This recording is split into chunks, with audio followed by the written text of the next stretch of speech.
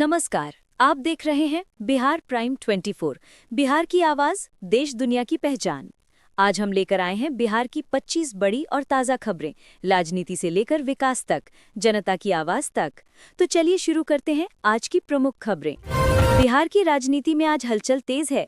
महागठबंधन ने तेजस्वी यादव को मुख्यमंत्री पद का चेहरा घोषित कर दिया है, जिसे विपक्ष ने एकजुटता का संदेश दिया है। इसी के साथ कांग्रेस और वीआईपी पार्टी के नेताओं के बीच सीट बंटवारे पर चर्चा जारी है।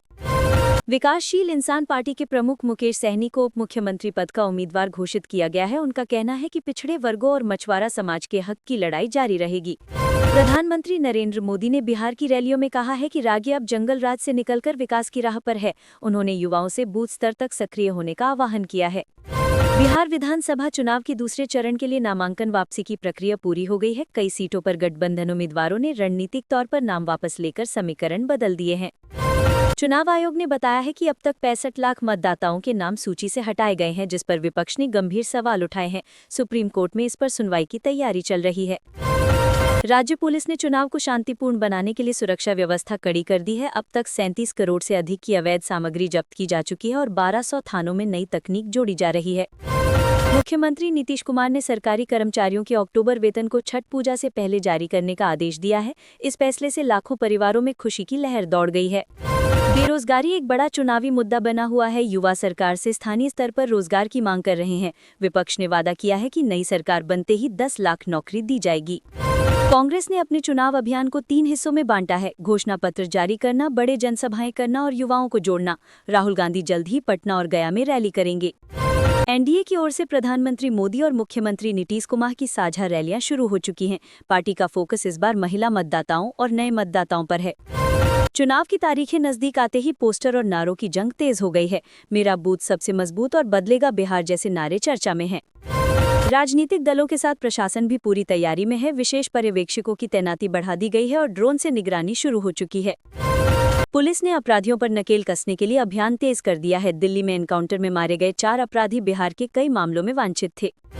तेजस्वी यादव ने कहा है कि वे युवाओं, किसानों और मजदूरों के मुद्दे पर चुनाव लड़ेंगे। उनका दावा है कि इस बार जनता परिवर्तन चाहती है। मुख्यमंत्री नीतीश कुमार ने कहा कि बिहार विकास की रफ्तार में देश के साथ कदम से कदम मिला रहा है। उन्होंने बताया कि राज्य में 66 करोड़ रुपए की पुलिस टेक अपग्रेड योजना लागू हो रही है। महागठबंधन के भीतर सीट बंटवारे पर अभी भी मतभेद बाकी है। कांग्रेस नेताओं ने खुले तौर पर कहा है कि उन्हें कम सीटें मिलने से नाराजगी है।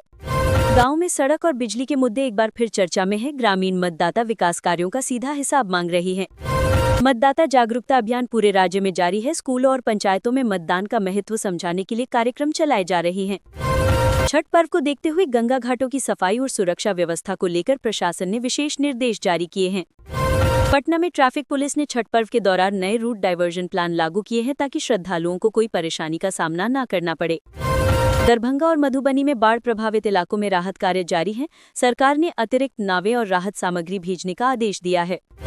मुजफ्फरपुर में लीची उद्योग से जुड़े किसानों को सरकार की नई नीति से राहत मिलने की उम्मीद है। सब्सिडी योजना पर प्रस्ताव भेजा गया है। भागलपुर में गंगा नदी के तटबंध की मरम्मत कार्य तेजी से चल रही है ताकि छठ पूजा के दौरान किसी तरह की समस्या न हो।